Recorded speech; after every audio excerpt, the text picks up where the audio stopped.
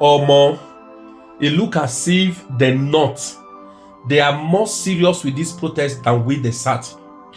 As I speak to you, the major road leading to Abuja today was blocked. It took security effort to calm down, enter their midst to try to calm them down, telling them, Sheyipo said the protest is going to start on the 1st. Do you understand? Guys, I'm going to let you watch the video now. As I tell you, what angered them was that because of Wike said that there's not going to be protest in Abuja, they're not approving to, they are beginning to prove to Wike that it doesn't own Abuja. Guys, this video is a must watch. But before I show you that video, I want to show you a video of this fearless lawyer, Inebe Effiong. I want you to watch his speech at Arise TV today. Watch it. I've been following the guy for years. He's my friend. I've been following for years. So please watch this video. After that, you watch what they did to Wike. How they block major road. You see the crowd. See, this is not just a protest. This is revolution. Let's watch. So from moving about, Inebe first, and then Dr. Sajay can comment. Regarding your first question, I think the protest will be productive. Will be seen to have yielded results depending on, whether the president is serious or not. My happiness is that Tinubu doesn't have ear problems like the former president. So I'm hoping that he will listen to what people are saying. When Nigerians are coming out on the 1st of August, I expect, and I have made the point, we don't have to wait till the 1st of August. If the president is serious, he can begin to address the concerns of the protesters. People don't just want to protest for the fun of it. So once Nigerians are seeing that their demands are being attended to, because the protest is scheduled to take place for 10 days. I don't know whether it will last for that duration, but I expect the government, right, to begin to attend to their demands. And once those demands are attended to, those who want to protest will naturally withdraw. Regarding your second question, it is very simple. Even under a state of war, like we have in Russia and Ukraine currently, we have what we call international humanitarian law. So even when a country is in a state of war, that does not give justification to apply maximum force. The principle of proportionality has to be applicable. So let us assume in the worst case scenario that, because really you can't have a protest without inconvenience. Some people will be inconvenient. There is no argument about it. Tinubu himself has protested and he inconvenienced people. So you cannot say that. How did he inconvenience people? Of course, the lead protest. Protests cannot take place in the bush. Protest has to be in a public place, except you are telling Nigerians to go to Sambisa Forest and protest. Right? Protests will necessarily inconvenience people, but that doesn't make it violent. NSAS didn't necessarily inconvenience people, but Lekki Tollgate did, because you block the road, for those who are commuting. Yes, I'm saying that the question is about management, right? I'm saying that in the worst case scenario, I'm not preempting violence. I don't see that any violence taking place. But in the worst case scenario, tear gas is there, water cannon is there. That is assuming that riot takes place. And I know riot is not going to take place because I've not seen anybody plan for riot. But what we must not tolerate is opening fire and killing people. Because historically, this is what always results to violence. Okay, so and I don't want that to take place. That is why we are warning ahead of time. Yeah, can we just move go to Dr. Osaje for a bit if he doesn't mind answering Mr. Steve's question as well. Yeah, fantastic question from your colleague out there. You see, sometimes we fail to understand that we have a country that we need to build, and having a country that we need to build has to be a collective. Nigeria has suffered for so long from police brutality, ethnocentric brutality, religious brutality, political brutality. And we need to ask ourselves, why now? Why is it that our people are coming out to protest? The whole essence they are coming out to protest, they term it as end bad government. You see, how do we end bad government? Because if you look at that notion, the word end bad government, what application do you want to use to end this bad government? I understand they want to protest. And okay, if you want to protest, what are the methodology in place for you to carry out this protest? You see, most people think the last protest, the NSAS protest, was a peaceful protest. I agree, it was peaceful. by intent, but the action was violent, because when you start blocking roads, stopping people from moving around, going about their various businesses, you are violent in nature, and that could also escalate. So let's not have that this time around. If we have people who want to go out for protest, their parents, mothers, fathers out there should tell them what and what not to do. And that is what I'm going to talk about, crowd formation. You see, Nigerians, we need to also understand the various crowd formation we have, the protest formation, the casual formation, the escape formation, the acquisitive formation, and the expressive crowd formation are very essential for us to understand. And for the security agents, like my colleague rightly said, do not pull the trigger at the slightest provocation. We have you being deployed out there. It's what we classify as stage 1, because when you project security agents in any given situation, armed or armed, they are classified as stage 1 use of force. Before you move to stage 2, stage 3, stage 4, and stage 5, which has to deal with the pulling of trigger, we must apply caution, because what really escalated the NSAS was the shooting of Nigerians at the Lekki toll gate. So we must not allow that to happen.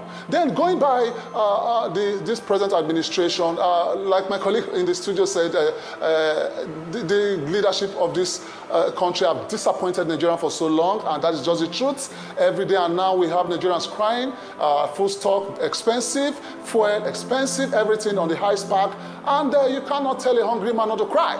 What is happening? Nigerians want to cry. Allow them to cry. If you don't allow them to cry, they will cry next time. So let's not look at this systematic, persuasion. Let them come out and express themselves. If you don't allow them to express themselves, they will come in next year, or they will come back 2 years' time. Then you are not solving the problem. Allow them to come and express themselves, listen to their plight, put it into action, call for action, and call the leaders and say, hey, this is the plight of Nigerians. How do we resolve it? And let me warn, we should not have a systematic takeover of this protest, because I have also analyzed that sometimes we might want to, project some street urchins or some area boys, quote unquote, to go and disrupt this protest so that you'll be able to have a standing ground to discredit this protest. Let's not systematically take over this protest. Let's allow Nigerians to cry out. And when they cry out, listen. The ability for you to listen is all about governance. The ability for you to take action from the cry of Nigerians is all about governance. So let them speak, and let them speak out, and give them the coverage, police-wise, military-wise. Nobody should be intimidated. But for the protesters, carry out this protest by the rule of engagement. If need be, you want to go with this protest. But do not block public roads. Do not intimidate Nigerians, and also ensure that this protest does not inconvenience any persons. Once this, my colleague says, yes, protests do inconvenience. I agree. But let the intent not be an intention whereby you inconvenience Nigerians. Thank you, that Dr. would be a bad Saji. protest. Yeah. Some people do argue that protests are inherently disruptive. They inherently disturb movement or peace and quiet. But that's one argument that some people have. Now, I want to bring this question back to Inebe Effiong, because you have spoken about the current President Tinubu's bloated cabinet, as some people call it. We have over 40 ministers, and you have said that Tinubu should fire some of those ministers. So I want to ask you, who's the top of your list that you'd like to see go from the Tinubu administration? There are people I'm not sure are ministers, and I say that with all level of seriousness. There are ministries that I'm not sure if they are existing or not. The Attorney General, for example, has done some things. I think you can give it to him. We've seen some measures from the Ministry of Justice.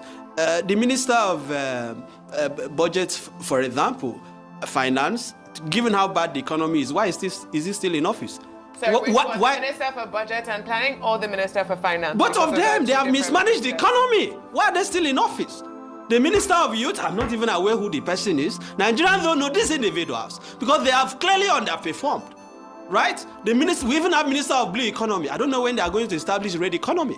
I know what blue economy is, but I'm just saying that we have not seen the outcome. We've not seen anything that they've delivered. And why do you need over 40 ministers? The president has between now and the 1st of August to show that he means well. Reduce it to at least 30. People will know that you are serious. People will know that you are committed. Why do we still have the GMD of the NNPC Yari still in office? The Constitution should be fired. But the Constitution says that each state must produce a minister. Well, 36 at a minimum. Exactly. So 36 at a minimum. Just to clarify, yes. Yes, 36 at a minimum. Yeah. But I'm saying that why do you have the GMD of NNPC still in office?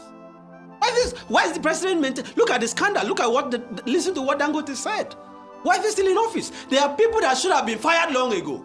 But this president has kept them in office. Look at the number of aides issuing conflicting statements. Today, Bayo Denuga is saying this. Tomorrow, another person is saying this. The government is clearly overbloated.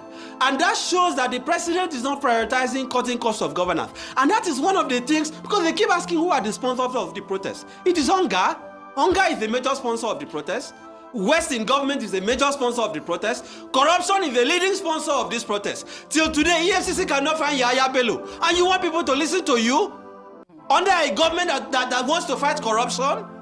Of course, they did not campaign on corruption, but corruption is a problem.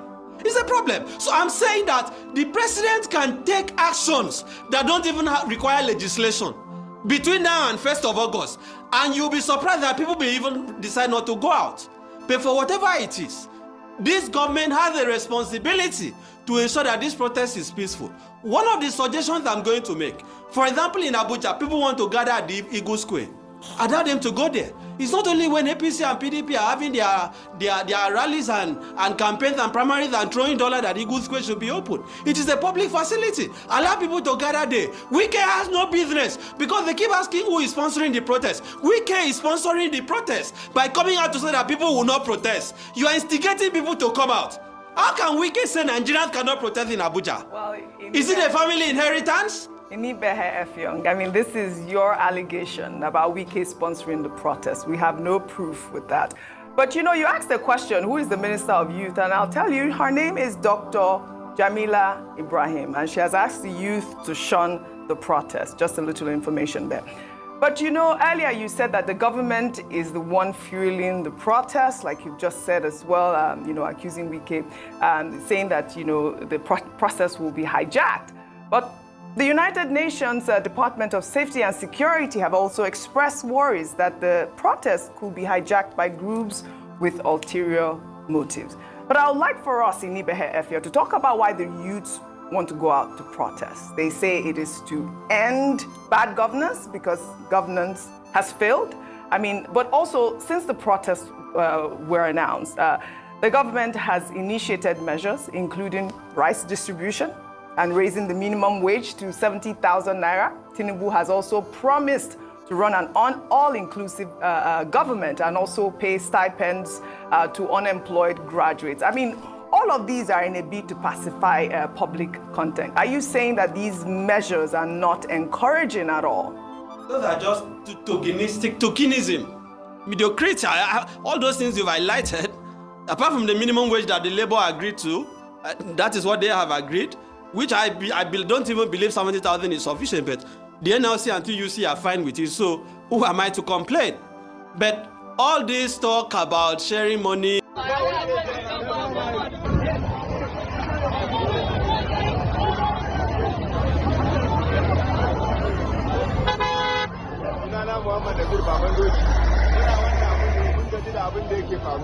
mai ya ƙara kuɗi ba a yi magana akan ƙara kuɗin mai ba, an ce kan mu yi zanga-zanga, jiya wasu sun fito sun yi zanga-zanga ba wanda ya muku magana, sai mu mun fito yau an ce ba za mu yi ba, amma za mu haƙura, mu muna bin doka, ba faɗa muka zo yi ba, mun zo zanga-zanga na lumana, saboda haka an ce mu bari kenan Alhamis, da ya same mu ya ce kenan Alhamis, za mu haƙura, ran Alhamis za mu zo, wani abin da ya kamata mu